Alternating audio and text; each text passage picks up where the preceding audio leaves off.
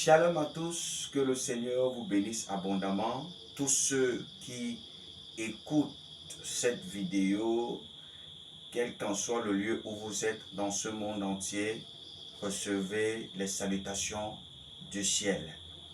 La Bible déclare que ceux du peuple qui connaîtront les dieux agiront avec fermeté et feront des exploits. Agiront avec fermeté et feront des exploits. Pour que vous soyez ferme dans ce que vous croyez en Christ, pour que vous ne soyez pas des personnes qui chancellent, vous avez besoin de la connaissance.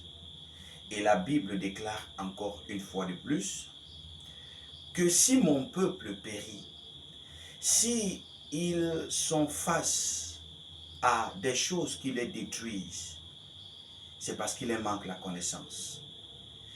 C'est parce que d'autres ont rejeté la connaissance.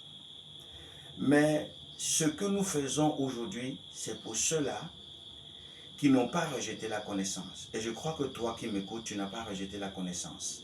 Et c'est pour cela que tu écoutes ces vidéos, afin que tu sois chargé davantage pour faire des choses avec Dieu et accomplir le but pour lequel Dieu t'a appelé, Dieu t'a créé. Alléluia. Donc, bienvenue à l'instant de la connaissance. Ici, c'est la connaissance dans tous les domaines. Tout ce que tu as besoin de savoir sur la parole de Dieu qui nous a été donnée écrite, de l'Ancien Testament au Nouveau Testament, je veux te dire que si tu m'as rencontré, bienvenue dans la maison de la solution, parce que je t'amènerai à comprendre Dieu au travers de sa parole, quel qu'en soit ce que tu veux savoir, la pensée de Dieu te sera donnée avec exactitude. Alors, en ce moment, ce que je veux partager avec toi, c'est un message sur...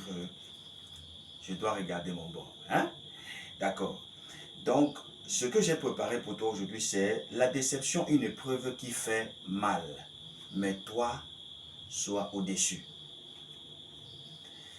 La déception, une épreuve qui fait mal, mais toi, sois au-dessus. Alléluia. Bien-aimés, nous faisons tous face à des déceptions. Et ces déceptions sont tellement diverses. Donc, je ne pourrais citer. Chacun va se reconnaître dans ce message par rapport aux nombreuses déceptions dont il fait face. Lorsque vous faites confiance pour ceux-là qui sont des véritables nationalistes, des vrais chrétiens qui connaissent leurs responsabilités civiques, qui savent qu'ils sont allés dans un bureau de vote pour voter la personne qui doit diriger les pays, et lorsque les choses ne se passent pas selon ce que la personne les a présenté, ils ont été déçus. Et cette déception peut créer, la déception crée toujours de l'amertume envers les personnes dont vous avez fait confiance, parce que vous êtes déçu parce que vous avez fait confiance à quelqu'un. Vous avez manifesté votre amour en choisissant la personne, en lui faisant confiance de gérer ci ou ça, ou à l'intégrer, ou à intégrer cette personne, pardon, dans votre vie. Et lorsque vous avez fait ce choix d'intégrer un ami, d'intégrer un homme que vous avez accepté d'épouser dans votre vie, si vous êtes une femme, si vous êtes un homme, une personne que vous avez décidé de remettre votre argent, de remettre, je peux dire, certaines, de vos richesses pour que les choses soient faites, ou votre entreprise, pour qu'elle soit gérée comme il se doit. Vous avez fait confiance à ces personnes et ces personnes vous ont déçu. Et certainement, ça vous a créé de l'amertume. Et aujourd'hui, vous n'arrivez même plus à échanger, à être ensemble. Mais je veux simplement vous faire comprendre que la déception n'est pas quelque chose qui a commencé dans le commun des mortels. Selon nous qui lisons la Bible, nous avions compris que celui qui a été déçu, même pour la première fois, c'est le Créateur du ciel et la terre, qui est le Dieu très haut. Il est la personne qui a été déçu pour la première fois dans toute l'histoire de déception. Donc, pour vous amener à comprendre que cette histoire ou cette affaire de déception n'échappe personne. Même votre Créateur en a été victime. Alléluia. Donc, lorsque nous lisons dans Ésaïe chapitre 14, verset 12, la Bible nous renseigne là-bas d'un homme qu'on appelait Lucifer, qui était chargé de conduire la création tout entière en ces temps, d'adorer Dieu, d'adorer le Seigneur. Alléluia. Et cet homme a été créé par Dieu d'une manière merveilleuse. Et écoutons ce que la Bible dit de, cette de lui. Mais avant que je n'entre dans le verset biblique, la Bible nous dit que cet homme a été créé justement pour représenter Dieu dans la création, amener la création à connaître Dieu et adorer le véritable Dieu. Mais il est arrivé à un moment où l'orgueil est monté sur son cœur, est monté dans son cœur, pardon, de pouvoir être égal à Dieu, de vouloir rivaliser Dieu et de vouloir prendre la place de Dieu. Et nous constatons que cela lui a conduit à la rébellion. C'est pour cela que cette personne appelée Lucifer, qui était un archange, était appelé l'archange ou l'ange de lumière. C'est ce que ça veut dire en fait Lucifer. Mais il a décidé de faire en sorte que sa lumière devienne des ténèbres. Jésus dit que si vos lumières deviennent ténèbres, combien de fois seront les ténèbres qui sont en vous? Ça veut dire que vous pouvez convertir votre lumière en ténèbres. Et nous voyons que c'est ce que Lucifer a fait, aujourd'hui qui est devenu Satan, qui veut dire l'adversaire de Dieu. Alléluia. Donc regardez un peu, regardons dans ce verset biblique ce que ça nous dit. Verset 12, je vais lire. Alléluia. Voici ce que la parole de Dieu dit. Te voilà tombé du ciel, astre brillant, fils de l'aurore, tu es abattu à terre. Toi, le vainqueur des nations, tu disais en ton cœur, je monterai au ciel, je lèverai mon trône au-dessus des étoiles de Dieu, je m'assirai sur la montagne de l'assemblée, à l'extrémité de septentrion. Je monterai sur le sommet des nuées, je serai semblable au Très-Haut. Et la Bible dit au verset 15, mais tu as été précipité dans le séjour des morts, dans la profondeur de la fosse. Alléluia. Donc, cet homme, cet archange, comme la Bible le dit, s'est élevé, s'est rebellé. Et Dieu a été déçu parce que Dieu lui avait fait confiance. Dieu lui a donné une responsabilité. Et ce qu'il a fait, c'est de se tourner contre de se retourner contre son Créateur. Et la rébellion qui est montée dans son cœur a fait en sorte que Dieu puisse le chasser du ciel et le jeter sur la terre. Il n'a pas été... et nous constatons que cette déception n'a pas empêché Dieu de continuer à faire ce qu'il a besoin de faire.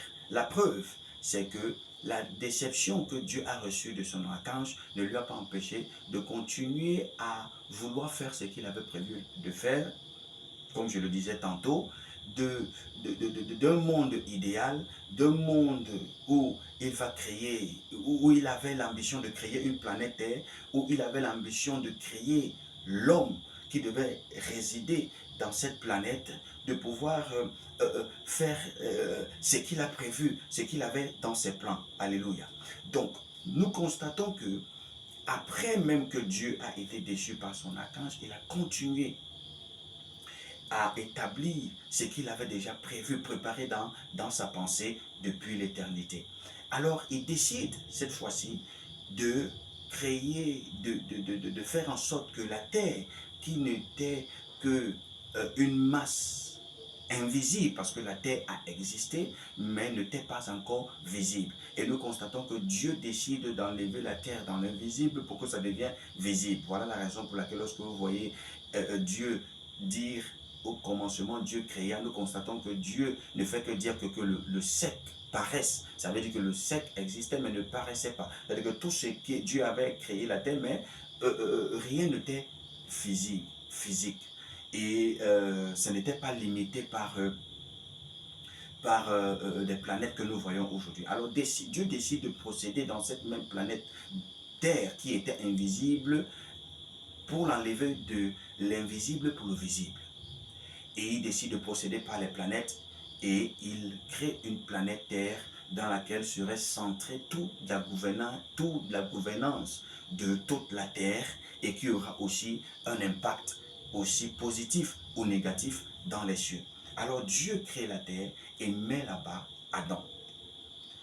Et Adam a reçu des conseils dans Genèse chapitre 6 à partir du verset 6 à 7. Vous pouvez lire où Dieu lui a, après avoir créé l'homme, il lui a tout donné et lui a dit, tu peux manger de tous les arbres du jardin, mais l'arbre de la connaissance du bien et du mal, tu n'en mangeras pas. Pour ceux qui ont déjà écouté mes vidéos précédentes, j'ai déjà dit que l'arbre de la connaissance du bien et du mal n'était pas un piège pour un homme.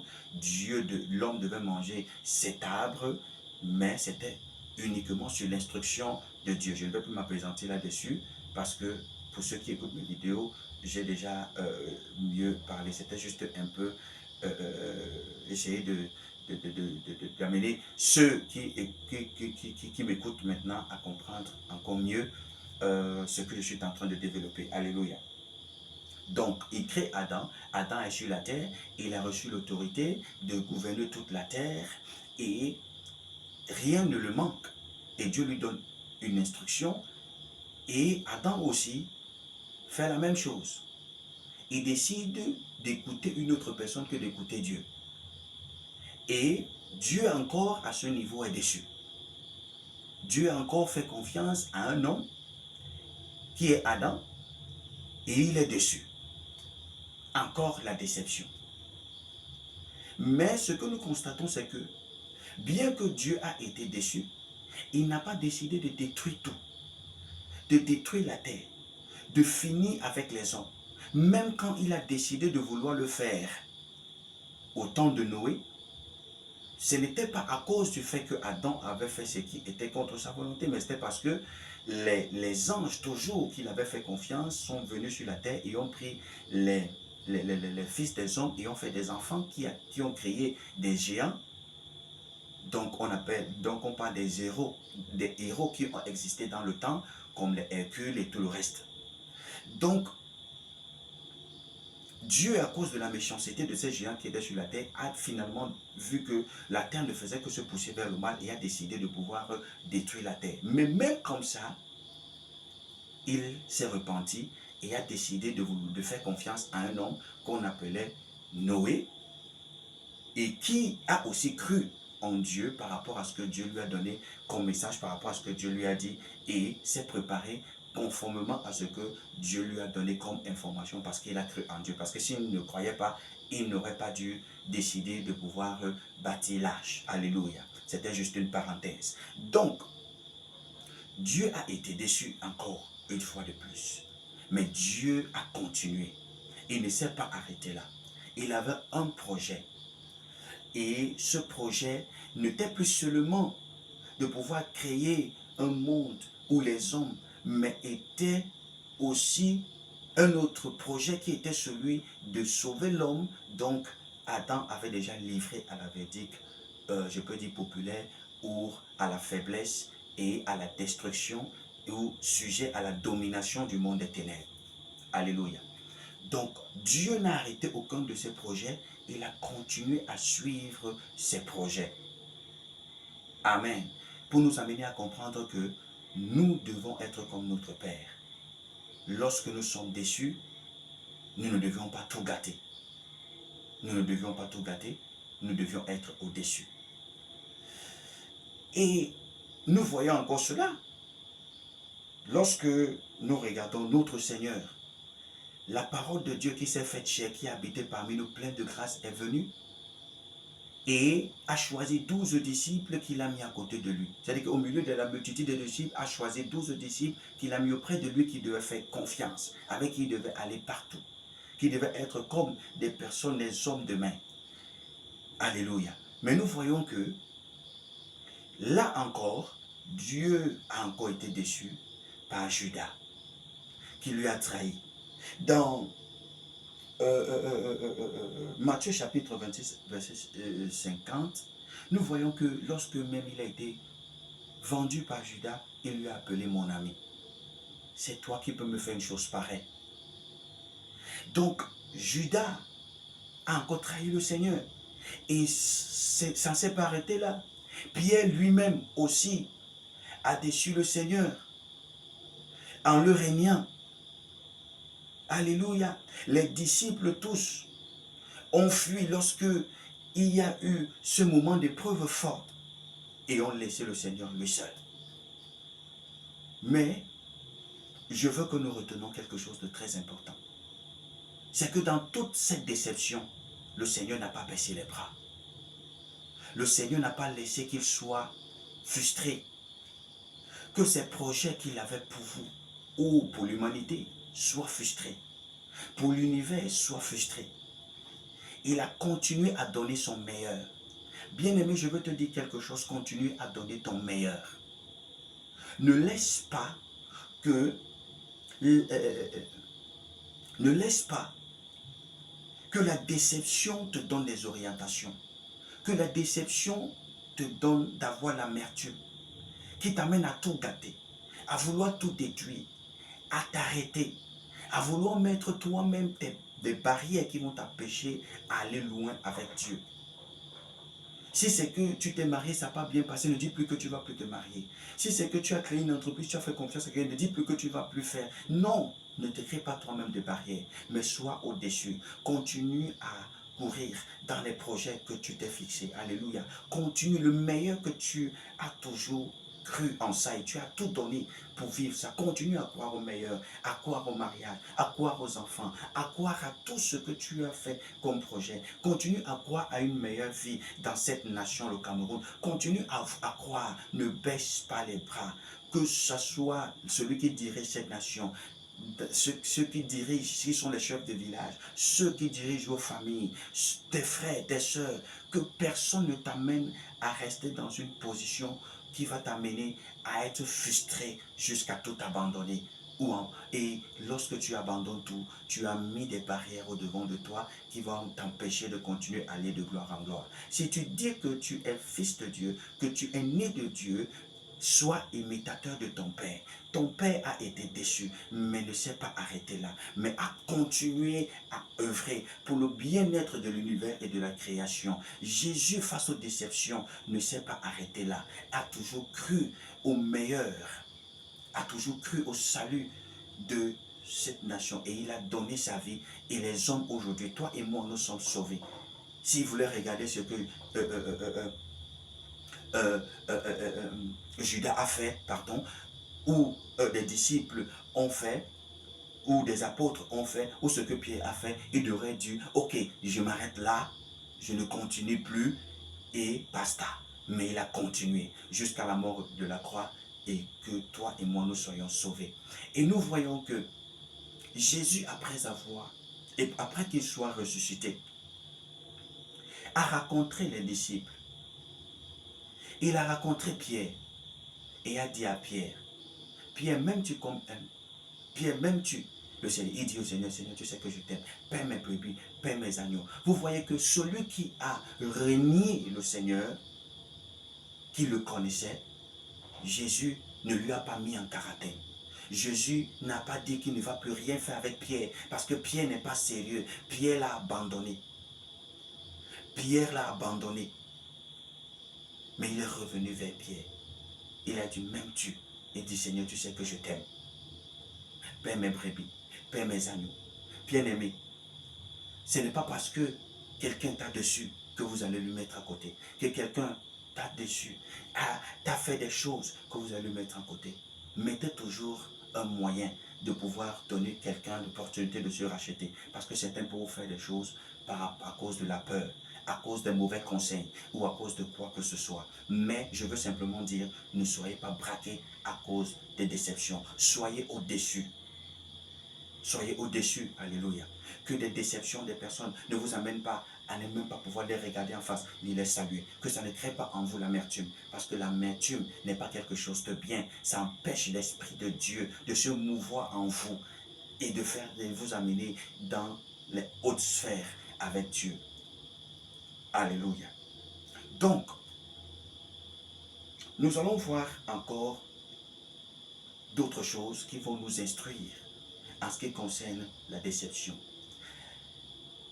Qu'est-ce qui constitue une déception? Aujourd'hui, nous qui sommes dans le Seigneur, ce qui constitue une déception aujourd'hui, pour nous qui sommes nés de nouveau, pour Dieu, est le refus du don que Dieu a fait à l'humanité, qui est Christ. Aujourd'hui, ce qui constitue une grande déception pour Dieu dans l'humanité, pour les hommes, c'est le fait donc qu'ils ont rejeté le Christ. Lorsque nous lisons dans Jean chapitre 3, versets 17 à 19, donc je vais ouvrir pour que nous puissions lire. Pardon, je prends le temps de regarder, j'ouvre ma tablette pour que je sois au verset biblique. Nous sommes dans un moment d'enseignement, donc c'est important que je puisse lire les versets bibliques pour que vous les compreniez bien, pour que nous allions tous ensemble, pour que vous compreniez parfaitement de quoi il s'agit. Alléluia. Ok. Jean chapitre 3, versets 17 à 19, je vais lire. Dieu, en effet, n'a pas envoyé son Fils dans le monde pour qu'il juge le monde, mais pour que le monde soit sauvé par lui. Celui qui croit en lui n'est point jugé, mais celui qui ne croit pas est déjà jugé parce qu'il n'a pas cru au nom du Fils unique de Dieu. Dieu n'a pas envoyé son Fils au monde pour le juger, mais pour qu'il soit sauvé. Alors aujourd'hui, ce que Dieu attend pour l'humanité, c'est qu'ils doivent recevoir Christ. On dit, et ce jugement, c'est que la lumière étant venue dans le monde a préféré les ténèbres à la lumière parce que les œuvres étaient mauvaises. Le monde a préféré les ténèbres que la lumière. Donc ce qui constitue une déception aujourd'hui et qui sera une déception éternelle pour les hommes, pour Dieu, pour les hommes, ça serait le fait d'avoir refusé Christ. C'est le fait de rejeter Christ. Car la parole de Dieu dit que l'enfer n'a pas été construit, fait pour les hommes, mais c'est pour Satan et ses anges. Donc, bien-aimé dans le Seigneur, l'homme n'a pas été destiné pour une mort éternelle. Non, il a été destiné pour vivre éternellement. Mais c'est lui qui aurait choisi de suivre les ténèbres, de choisir les ténèbres que la lumière. Et c'est ce qui constitue une déception aujourd'hui pour Dieu dans l'humanité.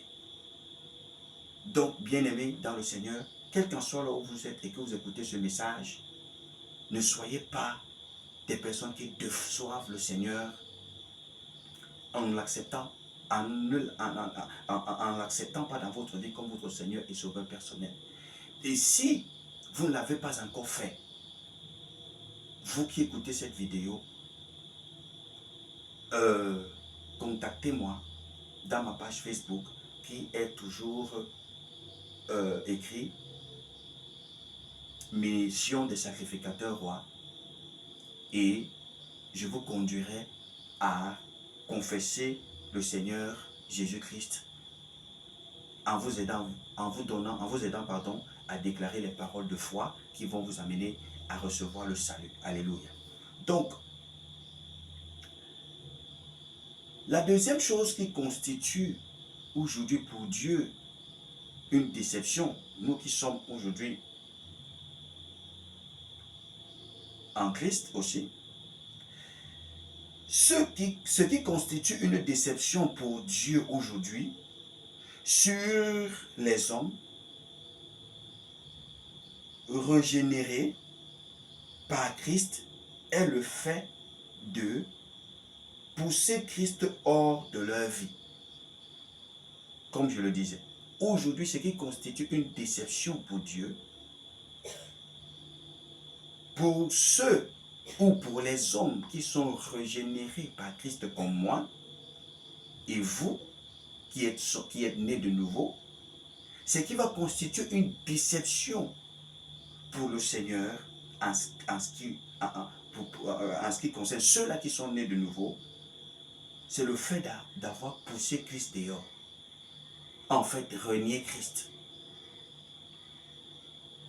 Dans Matthieu chapitre 7, versets 22 à 23, pour ceux qui ont déjà lu, la Bible déclare qu'il dit, je vais encore ouvrir pour que nous lisons ensemble. Alléluia.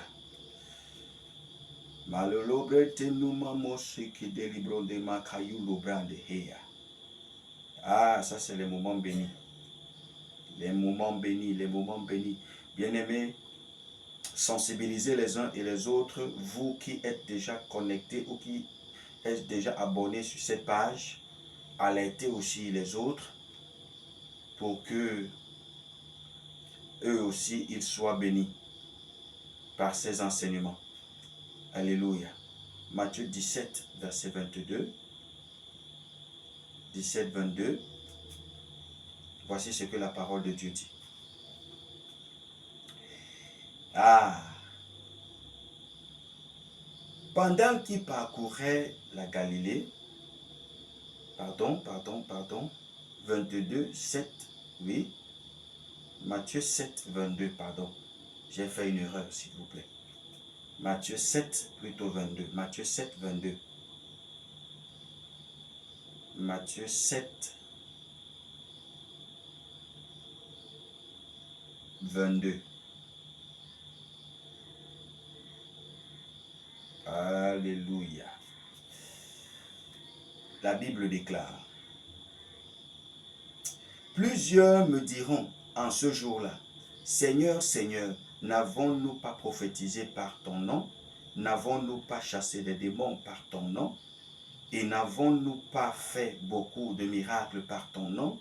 Alors je leur dirai ouvertement, je ne vous ai jamais connu, retirez-vous de moi, vous qui commettez l'iniquité. Il dit, je ne vous ai jamais connu. Ça veut dire que vous avez décidé de ne pas être sous mon autorité, vous avez décidé plutôt d'utiliser mon nom pour vos propres intérêts, et vous n'aviez jamais servi par rapport à mes intérêts ou par rapport à mes objectifs. Donc je ne vous ai jamais connu parce que ceux-là que je connais, c'est ceux qui marchent selon ma volonté, mais pas ceux qui utilisent ce que je les ai donné pour pouvoir assouvir ou accomplir les propres objectifs, les propres besoins.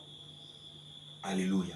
Donc voilà la troisième chose, la deuxième chose qui va constituer une déception pour le Seigneur. Et la dernière, c'est ceci. Et d'autres qui... Et la dernière, c'est celle-ci. C'est ceux-là qui n'auront pas accompli, je dis bien, et d'autres qui n'accompliront pas leur destinée en ne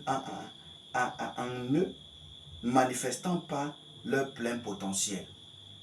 Ça veut dire que la troisième catégorie de personnes dont Dieu sera déçu de, ce seront des personnes qui ne vont pas accomplir leur destinée. En d'autres termes, ne vont pas manifester leur plein potentiel, ce que Dieu aurait déposé dans leur vie. Voilà une troisième catégorie de personnes. Des personnes qui seront sauvées comme au travers du feu. Des personnes qui seront sauvées comme le brigand à la croix. Les personnes qui seront sauvées comme Lot qui est sorti sans aucune récompense, qui a tout perdu. Les personnes qui seront sauvées sans aucune couronne. Et quand Dieu va les regarder, ça sera une déception parce que tout ce qu'il aurait investi en eux, ils n'auraient rien fait avec. Et certaines personnes vont périr, vont souffrir, vont pleurer, vont même peut-être régner le Seigneur à cause d'eux. parce qu'ils n'ont pas mis leur plein potentiel au service de Dieu pour que les uns et les autres soient sauvés et que non seulement ils soient sauvés, mais que leur vie chrétienne connaisse un certain épanouissement. Mais nous rendons grâce à Dieu parce qu'il est celui qui trouve toujours un moyen de combler ce vide-là que certains vont laisser. C'est pour ça que certaines personnes le disent, que la majorité des personnes que Dieu a choisies, certains sont dans les tombes, mais sont morts avec leur potentiel. Bien-aimé, je fais ceci pour t'alerter, pour que tu sois conscient, pour que tu saches que la déception, c'est niveau par niveau. Ne croyons pas que oui, la déception est simplement au niveau de fonctionnement de la vie quotidienne. Mais la déception est aussi attachée au fait que nous, qui sommes en Christ, nous pouvons aussi décevoir le Seigneur si nous ne mettons pas notre plein potentiel à son service, si nous utilisons aussi les dons qu'il nous a donnés pour nos propres intérêts. Sachez que vous risquerez de décevoir le Seigneur et que cette déception détruit votre propre vie en allant en enfer, et d'autres, vous aurez déçu aussi le Seigneur parce que vous n'aurez pas accompli parfaitement le but de Dieu dans votre vie, et cela va vous priver d'une couronne certainement dans les cieux. Donc, bien-aimés dans le Seigneur, mettons-nous tous au travail. Ne laissons pas, ne laissons pas que nous soyons envahis par les choses vaines, mais soyons concentrés à accomplir le but de Dieu. Et pour cela, ne soyons pas une déception pour le Seigneur, et ne laissons aussi pas que pendant notre parcours sur terre, que la déception que nous aurons des hommes puisse nous affecter à obscurcir le but de Dieu pour notre vie. Bien-aimé, sois attaché au Seigneur fortement, cherche à le connaître et cherche à vivre selon sa parole, parce que ce qui est important, c'est l'éternité avec Dieu. Reste scotché, reste attaché à la vie et reste attaché à l'éternité. Que le Seigneur te bénisse abondamment. Retrouvons-nous pour un autre moment béni, pour l'instance de la connaissance qui nous amène de gloire en gloire.